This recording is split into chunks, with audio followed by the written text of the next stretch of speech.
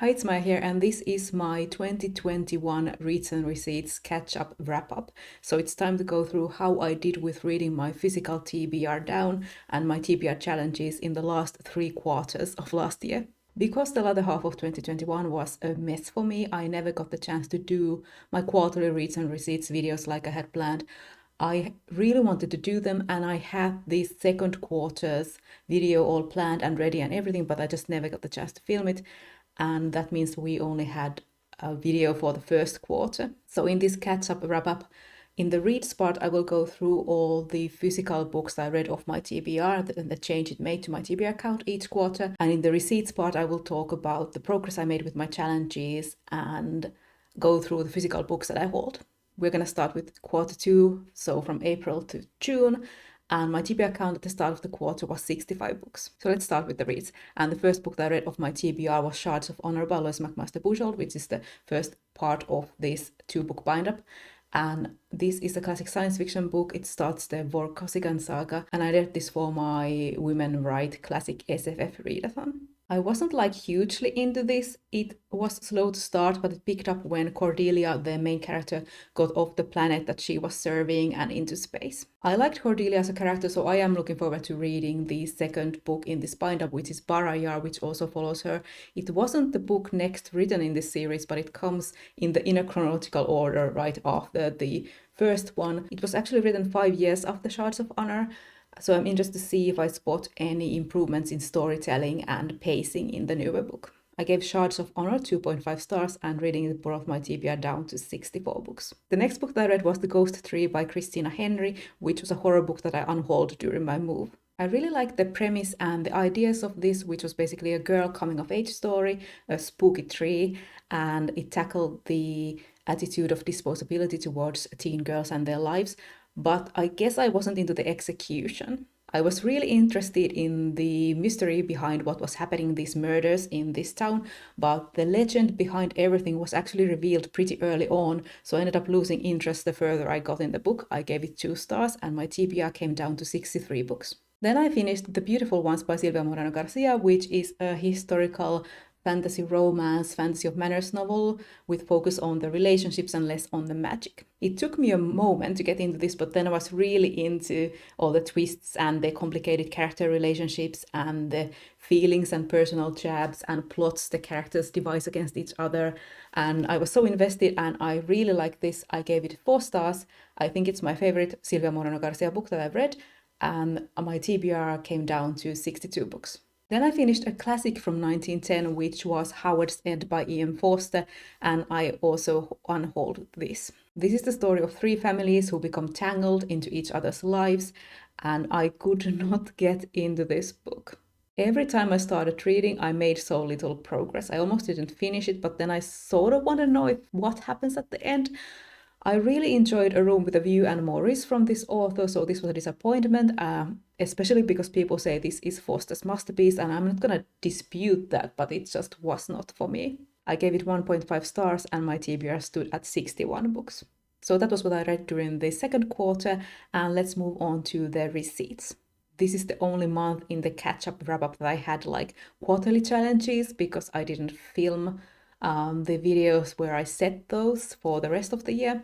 So my first challenge was a TBR chart challenge, and that was to read a book from 2017, which I completed by reading The Beautiful Ones. And my second ambitious challenge was to get my TBR down to 55 books, which did not end up happening.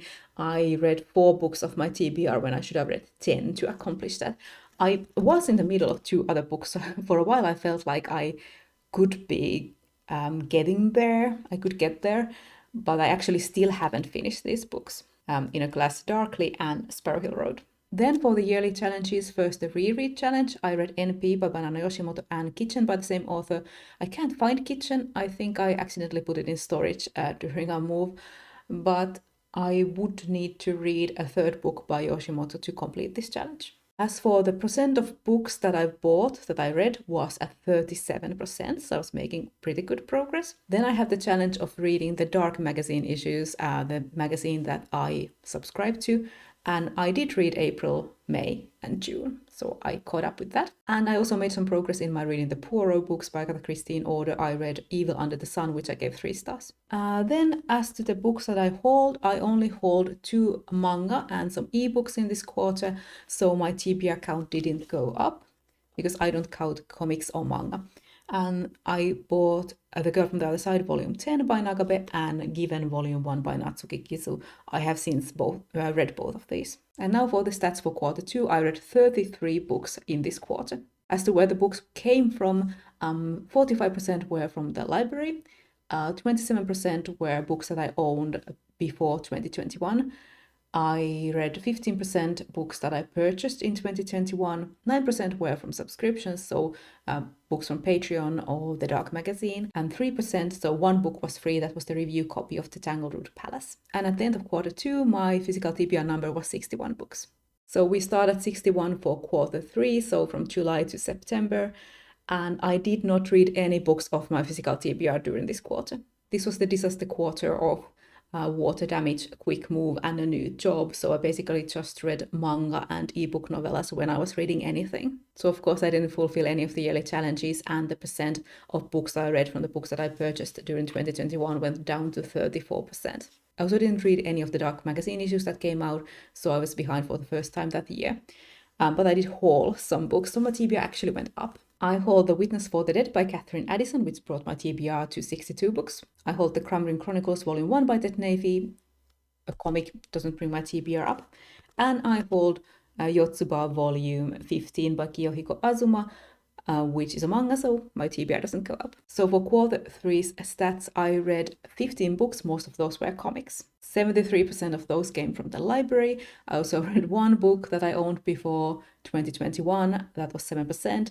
13% were 2021 purchases, and 7%, so 1, was from a subscription. So I think that was a Patreon book. And my physical TBR number was 62 books. Let's move on to the final quarter 4, from October to December. So I'm starting with 62 books, and the first book that I read was A Spindle Splintered by Alex E. Harrow, which is a fairy tale retelling novella. So this is a retelling of Sleeping Beauty, in which there is a young woman from our world who has a terminal illness and who pricks her finger on a spindle and is transferred to this fancy world with a bit more traditional Sleeping Beauty story going on. I really like reading different takes on fairy tales, and this one had multiple Sleeping Beauties, which I found interesting. It was a fun read. I gave it 3.5 stars.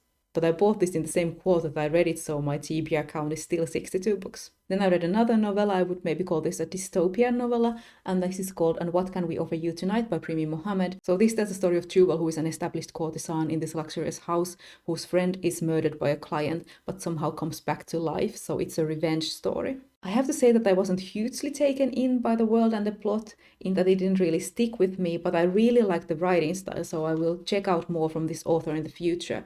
And I gave this one 3 stars, and I also bought and read it in this quarter, so my TBR stays at 62 books. Next is another novella, and that is Nothing But Blackened Teeth by Cassandra Khaw, which is a horror novella which tells about this friend group who goes to celebrate a wedding at this abandoned Heian-era mansion, but there is this ghost bride there. I now read a couple of Khaw's works, and they sound like something that should be up my alley, but then they just don't work for me. I think it's Khaw's writing style. It just doesn't match with me. I can never quite get a grip on the characters or the atmosphere. I gave this one 2 stars. Say it with me, I bought this and read it that quarter, so my TBR stays at 62 books. Okay, everything else I read that quarter was ebooks and comics, so let's move on to the receipts. First, the reread challenge. I did not read a third Banana Yoshimoto book, so it stayed at 2, so I basically failed the challenge. Then to the percent of bought books read, it was at 49% at the end of the year. I did read some issues of the Dark Magazine. I caught up until August, I think, so until issue 75. So I have September to December still unread. And I actually paused my subscription, so I will catch up before I subscribe again. But wait, I did haul some books in quarter 4. So I've hauled Fool's Quest by Robin Hobb, which brought my TBR to 63 books. I hauled 5 Little Pigs by Agatha Christie, which is a Poirot book. You might know that I'm cheating, and I'm counting the Poirot books. I also bought The Girl from the Other Side, volume 11 by Nagabe. Again, comics don't count. I've also read this. I bought another comic, Witch for Hire by Ted Navy. I bought the art book Beneath the Moon, Fairy Tales, Myths and Divine Stories from Around the World by Yoshi Yoshitani. This is an art book, so it doesn't bring my TBR up. It's something that I will read. It has illustrations and then a short description of the fairy tale next to it, like this. I got Muistipoliisi by Yoko Ogawa, so the Memory Police, as a Christmas gift. It brought my TBR up to 64 books. Then finally, I found a book that I haven't logged anywhere, so I don't know when I hauled this, but it was sometime in 2021. So these were Angels Fear to Tread by Ian Forster, which brings my TBR up to 65 books. So finally, for quarter 4 stats, I read 36 books during this quarter. 50% were purchases from 2021.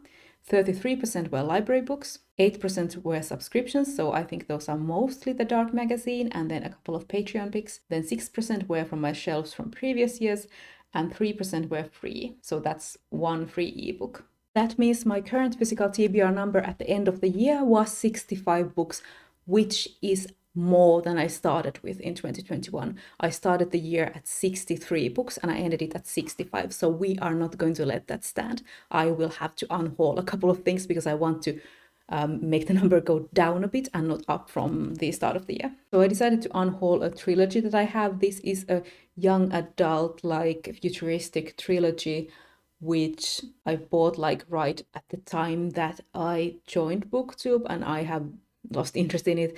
I was telling myself that I'm gonna read them, but I'm never gonna read them. So I have read the first book, All These Things I've Done by Gabrielle Zevin, so this doesn't bring my TBR down or anything, but the next 2 books will. So because it is my blood, and In the Age of Love and Chocolate brings my TBR to 64 books. 63 books. And then I also decided to unhaul Ammonite by Nicola Griffith, which is a science fiction classic.